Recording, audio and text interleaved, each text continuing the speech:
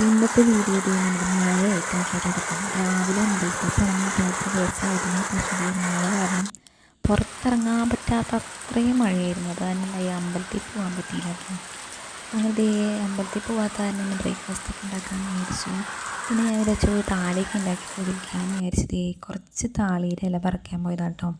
നമ്മുടെ വെള്ളിയിലും താളിയുടെ ഇലയാണ് കേട്ടോ. നമ്മുടെ അവിടെ അത്യാവശ്യം നല്ല രീതിയിൽ ഇപ്പോൾ മഴ പെയ്തപ്പോൾ കുറേ തണ്ടുകളും വിത്തുകളൊക്കെ മുളച്ച് വരുന്നുണ്ട്.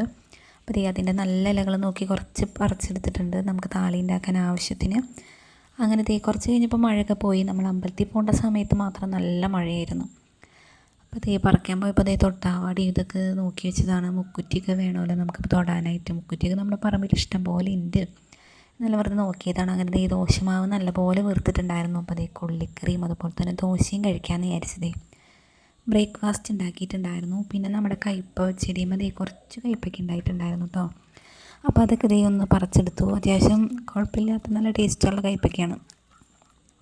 അധികം വലിപ്പമൊന്നുമില്ലെങ്കിലും നമുക്കൊരു ഉപ്പേരിക്കുള്ളത് നമുക്ക് കിട്ടലുണ്ട്. ഇപ്പം മഴയൊക്കെ പെയ്താനും കേടായി തുടങ്ങിയപ്പോൾ ഉള്ളത് മൊത്തം ഞങ്ങളിങ്ങനെ പൊട്ടിച്ചെടുക്കുമായിരുന്നു കേട്ടോ.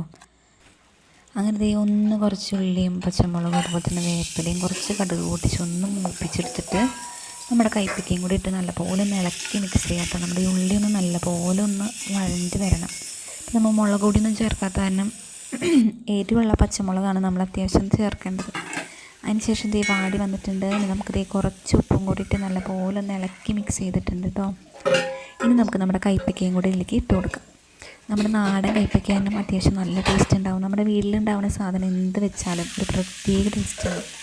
അങ്ങനത്തെ കയ്പയ്ക്ക നമ്മളൊന്ന് ചൂടാക്കിയതിന് ശേഷം അത്യാവശ്യം ഒന്ന് വാടി വരുമ്പോൾ നമ്മൾ നേരെ അടുപ്പത്ത് നല്ല കനലുണ്ടായിരുന്നു കേട്ടോ കഞ്ഞിയൊക്കെ വെച്ചതിൻ്റെ.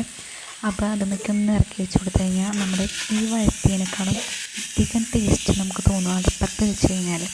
അപ്പോൾ അതുകൊണ്ട് നല്ല കനലുണ്ടായതുകൊണ്ട് തന്നെ നമ്മൾ ഇതുമല വെച്ചൊന്ന് ചൂടാക്കിയതിന് ശേഷം അടുപ്പത്തേക്ക് മാറ്റി.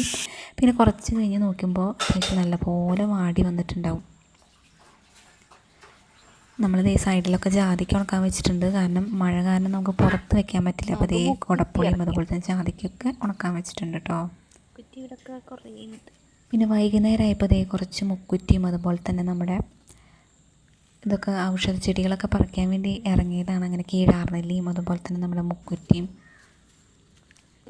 ഇതൊക്കെ പറിച്ചിട്ടുണ്ടായിരുന്നു. ഇനി നമുക്ക് വെള്ളത്തിലൊന്ന് കഴുകിയെടുക്കാം. നല്ലപോലെ മണ്ണായിട്ടുണ്ട്. കാരണം മഴ പെയ്ത് അതിൻ്റെ ഇലമലൊക്കെ അത്യാവശ്യം നല്ലപോലെ മണ്ണ് പിടിച്ചിട്ടുണ്ടായിരുന്നു. അതൊക്കെ ഒന്ന് കഴുകി വൃത്തിയാക്കി എടുക്കാം. നമുക്ക് ഇതിൻ്റെ വേര് ഉപയോഗിച്ചിട്ടാണ് നമ്മൾ ഔഷധക്കഞ്ഞി ഉണ്ടാക്കുന്നത്.